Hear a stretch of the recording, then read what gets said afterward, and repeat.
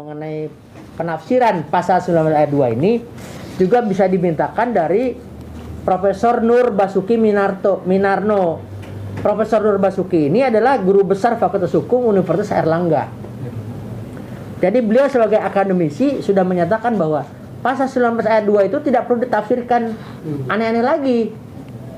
Karena sudah ada jurisprudensinya, sudah ada putusan mengikuti, ya kan? Ini sudah ada pendapat hukum beliau, tapi kenapa kok harus diputus yang berbeda lagi? Nah, kebebasan hakim dalam memutus ini juga harus memperhatikan ketentuan pasal 53, ya kan, disebutkan bahwa hakim dalam memutus itu harus mengikuti aturan dan kaidah hukum yang benar, harus menerapkan hukum yang benar. Kan begitu landasannya. Jangan yang nggak benar. Kenapa? Kalau misalnya hakim sekarang di Pengadilan Jakarta Pusat menyatakan, oh keberatannya prematur harus diajukan nanti 2 bulan setelah putusan berkekuatan hukum tetap, kita bertanya kepada hakim yang bersangkutan, landasan pasalnya mana? Jurisprudensinya mana? Kok kamu menciptakan hukum sendiri? Gitu. Nah, ini yang berbahaya kan gitu. Jadi atas dasar kepentingan politik ataupun kepentingan rejim ataupun kepentingan lembaga penegak hukum ini ternyata bisa dimanuver seperti naik bajai begitu kan. Hanya Allah dan tuang bajai yang tahu. Ini repot ini kita. Bahaya. Gitu. Bang, itu kan kalau dari penasihat hukum kan menyatakan bahwa pasal 19 itu sudah jelas ya. Sudah jelas. Ini kayaknya terjadi penafsiran yang berbeda di hakim yang menangani 80 perkara yang masuk, perkara keberatan yang masuk ke Pengadilan Negeri Jakarta Pusat. Lalu upaya apa yang akan dilakukan? Kita sudah mencoba untuk mengajukan peradilan hukum ke Mahkamah Agung. Sebagian besar pemohon keberatan itu mengajukan peradilan hukum ke Mahkamah Agung untuk mempertanyakan itu tadi. Kenapa jurisprudensi dengan kaidah hukum yang memuat ketentuan pasal 19 ayat 2 kok bisa ditafsirkan lain ataupun berbeda di perkara putusan keberatan yang terkait dengan kasus Jiwasraya.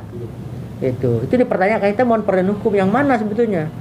Kalau misalnya Mahkamah Agung sebagai benteng keadilan terakhir menyatakan, oh hakim boleh memutus bebas saja, ya mari kita menjadikan Indonesia sebagai negara hukum rimba berarti kan? Nggak usah kita ragu-ragu kan, berarti nggak perlu kita menundukkan diri pada hukum-hukum negara yang mengatur aturan-aturan kaidah hukumnya. Masing-masing boleh punya kepentingan hukum yang berbeda kan begitu. Ini kita kekhilafan hakim yang kemudian diadukan ke KY misalkan. Sementara ini kita baru mengajukan perlindungan hukum ke KY. Respon dari pihak KY supaya kita mengajukan keberatan. Pengaduan. Sudah ada respon dari KY untuk kita mengajukan pengaduan gitu. Tapi ini kan masih kita perlu lengkapi ya. Karena kan cukup panjang nih. Ini saya tunjukkan nih dari KY. Komisi Judisial, tapi kita mohon perlindungan dulu. Ternyata itu direspon oleh KY kan gitu. Mereka meminta informasi yang lebih banyak mengenai instansi yang dilaporkan, apakah terkait dengan majelis hakim atau terkait dengan kejaksaan. Itu yang pertama. Yang kedua, fokus laporannya mengenai prosedur Kejaksaan Agung yang melakukan penyitaan secara keliru atau menyangkut keberatan yang diputus tidak diterima gitu. Intinya mereka meminta kelapangan data informasinya lebih banyak. Tapi apapun itu, semua pengaduan kita, semua permohonan perlindungan kita itu sudah direspon dengan cepat oleh Mahkamah Agung, seperti yang you lihat di situ, sudah direspon oleh Mahkamah Agung langsung, ya kan? Kita mengajukan keberatan, langsung direspon oleh Mahkamah Agung. Mahkamah Agung terbitkan memo. Ya kan gitu. Apa itu isinya? Isinya supaya ini ada disposisi dari Ketua Mahkamah Agung. Ya kan gitu. Demikian juga di KY, kita ajukan ke KY, begitu diterima mereka langsung respon juga.